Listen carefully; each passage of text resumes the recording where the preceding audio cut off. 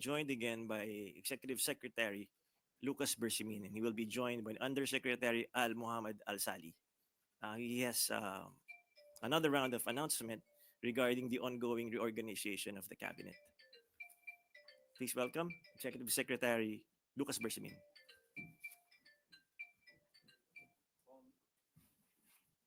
Okay. Good afternoon, Malacanang Press Corps.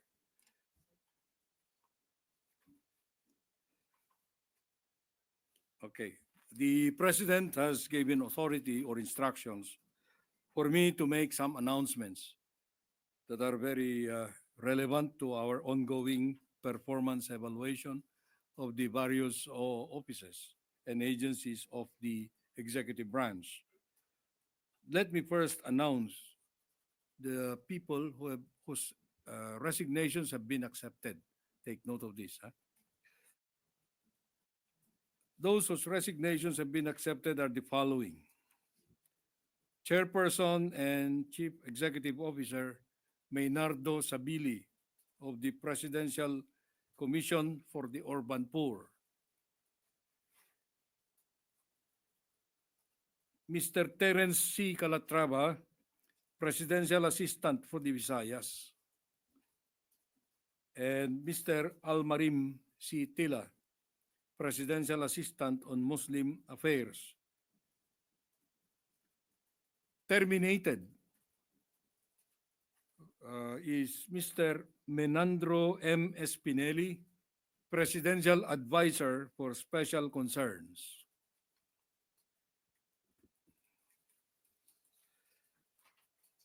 Now, as far as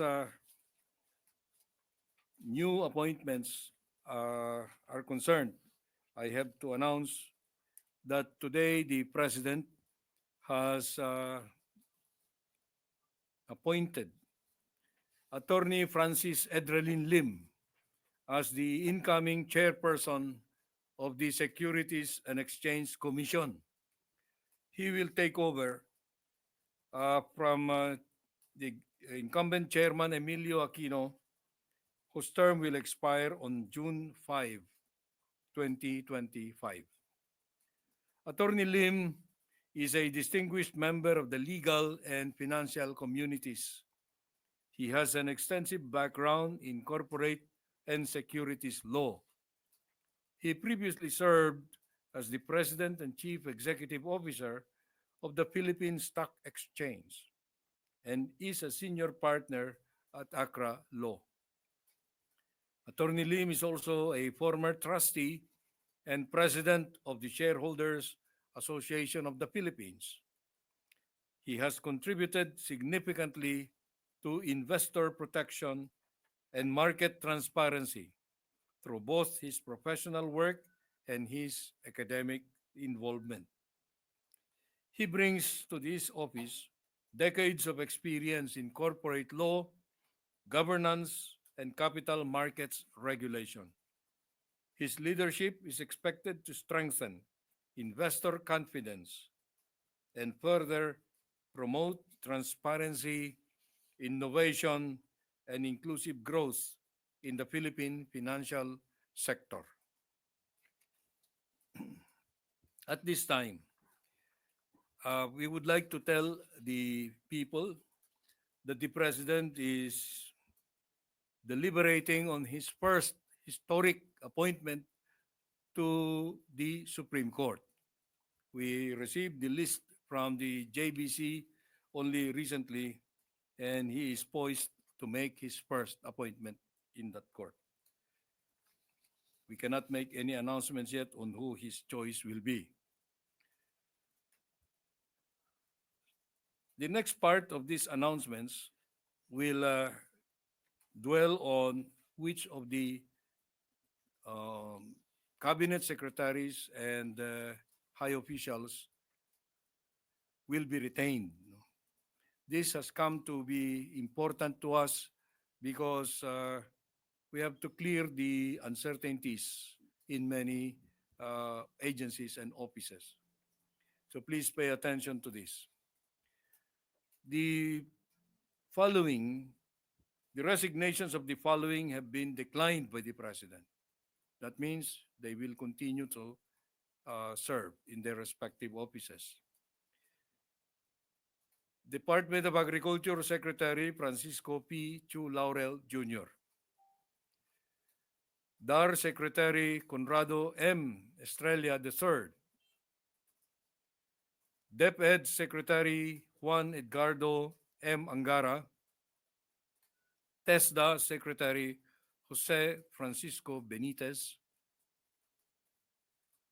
DOL Secretary Bienvenido Laguesma. DSWD Secretary Rexlon Gatchalian. DOH Secretary Chodoro Herbosa.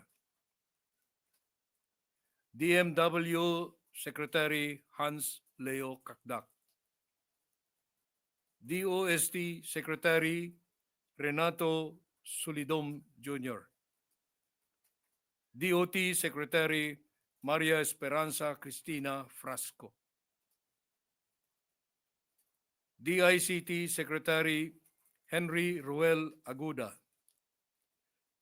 DOTR Secretary Vivencio B. Dizon II. DPWH Secretary Manuel Bunuan. Chief Presidential Legal Counsel Juan Ponce Enrile. PMS Secretary Elaine T. Masukat. MMDA Chairman Romando Artes. Minda Chairman Leo Tereso Magno.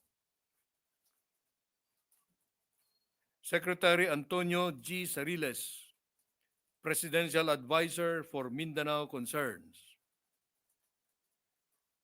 BIR Commissioner Romeo D. Lumagi Jr. Bureau of Customs Commissioner Bienvenido Rubio. Treasurer of the Philippines, Sharon P. Almanza. At this point, may I also add a clarification? When we made that announcement regarding the forthcoming designation of Secretary of Foreign Affairs, Enrique Manalo, to be the next permanent representative of the Philippines in the United Nations. This will take effect most likely uh, August 1. But because of the necessity for him to be confirmed before going over to as permanent envoy to the United Nations, the President recognizes the uh, designation to be considered as done only after his confirmation. In the meanwhile, he will remain as the Secretary of Foreign Affairs. In the meanwhile, because there was a misunderstanding maybe about when he would really stop performing or discharging his duties as secretary. So I am now ready to receive your questions. Okay. May I just make this additional point? That means that Secretary Manalo's courtesy resignation was declined. Was declined. He continues to be the Secretary of Foreign Affairs. It's necessary to clarify that because there should be no uncertainty about his status. Okay, I may now accept your questions.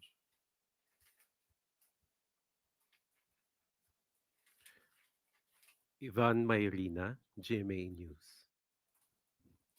Yes, good afternoon. Yes. With the announcement on the cabinet secretaries whose courtesy resignations were declined, it appears that this performance review was not as sweeping as the public may have anticipated. Well, if you are asking for blood, there will still be blood. But you know, we are still undertaking continuing performance evaluations even of those undersecretaries or those lower than the uh, cabinet rank uh, functionaries.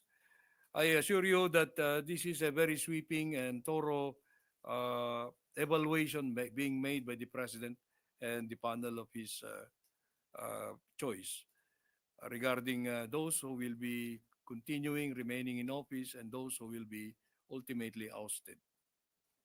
But at least for the major departments, wala hong masyadong movement. So does the president expect changes in how these departments are run with the same Yeah, heads? that's a very good question. No? All of them who have been retained, including myself, uh, are expected to give fresh attention to the mandates and to give more performance, show more performance in our respective areas. And if you will note, these secretaries whose resignations have been declined uh, need to be announced because there have been many speculations that have been going around and they have been the victims of intrigues and uh, harassment from many quarters. That's why we came out today with a an announcement of who they are, because it's just simple justice to them. Thank you. Ace Romero, Philippine Star. Secretary, yung mga kalihim po na hindi ninyo nabanggit, we can assume na ongoing pa po yung performance review sa kanilang performance. You're right. You're right. Yes, that's true.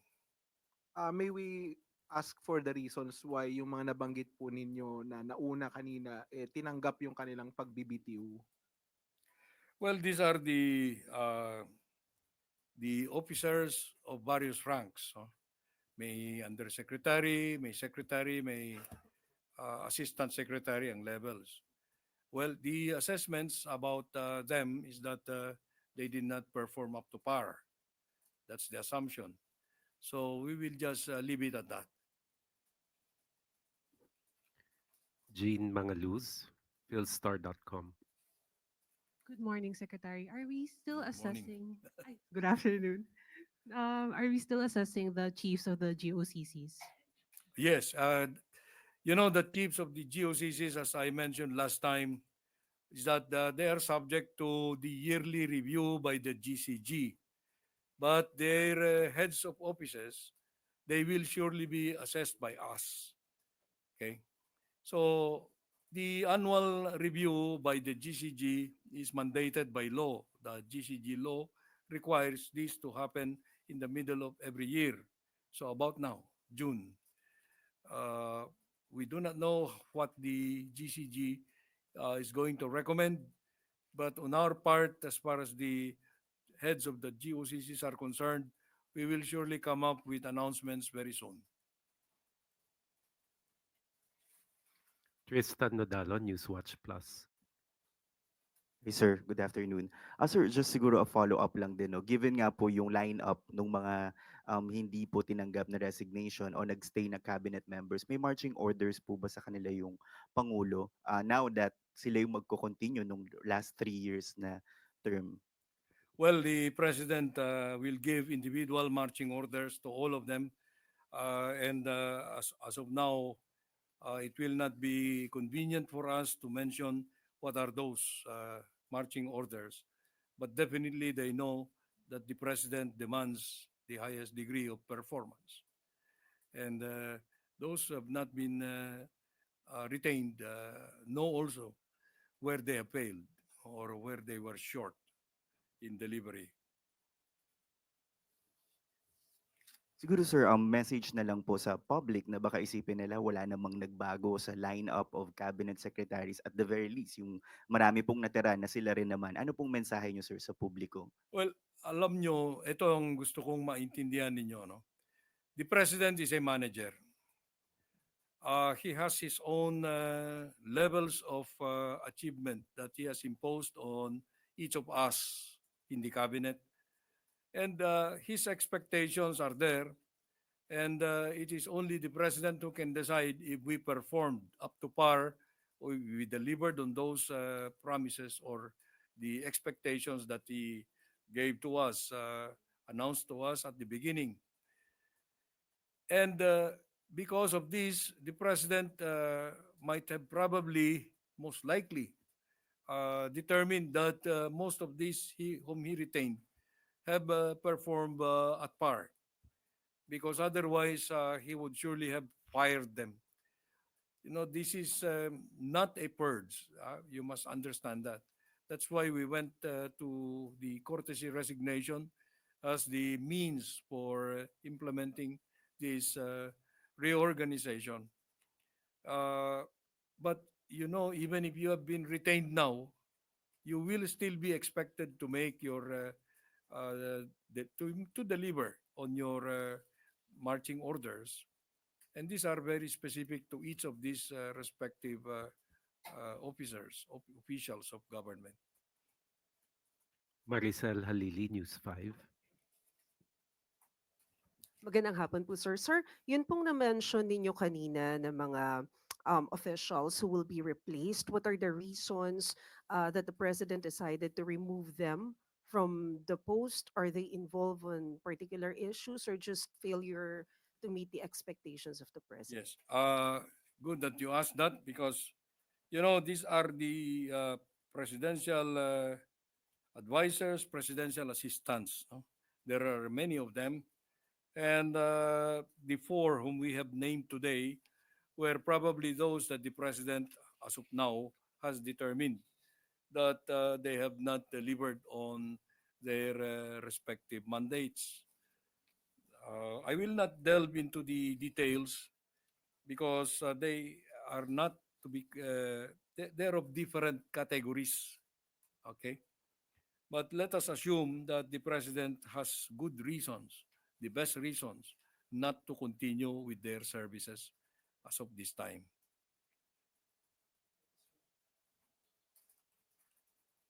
Any more questions?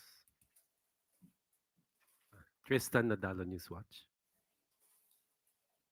Sir, last na lang po. Yung performance review, sir, are we going to expect na every year gagawin to ng Pangulo or depende po sa kanya? Yeah, that's a good question also, because performance evaluation is ongoing every time. The president may even terminate or remove any of us. We are at his will. Okay. Uh, if the performance evaluation is a continuing process, you can be sure that at any time, any who is not performing according to standards of the president will be replaced or relocated. Oh, that's what we do sometimes.